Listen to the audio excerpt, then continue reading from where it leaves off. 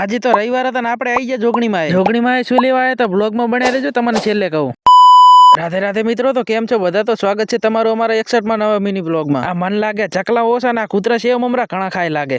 લ્યો કર્યા ને સાવા ઘરે આવીને લાગી ગયા છાશ ભાગવાના કામ. એચ ગોલી ખાવાની છે આપણે તો ભાગવી જ પડશે. આપણે અથમણ શાક ને 2.5 લીટર છાશ ને આમકા રોટલા ને તો ટોપલી ભરલ પડી છે. એ બધું તો ઠીક પણ આ શું બાજરીનો રોટલો છે ઘવાનો છે?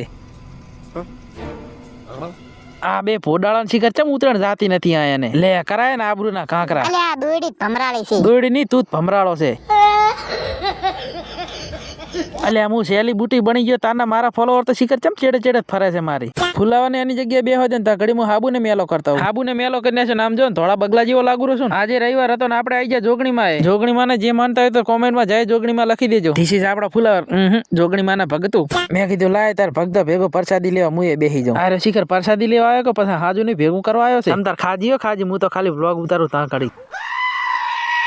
અરે શિખર ચમ છોકરા બધા ભેગા કરીને બેઠો છે રિક્ષામાં. હવે ડોફા એમ નહીં અંગૂઠો વતાય તો ચિયોક લાઈક કરશે. A few moments later. મારા ભાઈબંધ ચાય જપના થાય આમ જો ઠોઠું લઈને ભમેડારો છે. શિખર ઘરેથી શું ખવરાઈને મેલે છે? મને તો બીક એક વાત ની હતી કે આ ચિયોક ને ભોડામ ના હાલે ને કે વગર દિવાળી થઈ જાય. બ્લોગમાં થોડા ઘણી મજા આવી હોય તો લાઈક ફોલો કરતા જાજો ને મળશે આપણે નવા મિની બ્લોગમાં.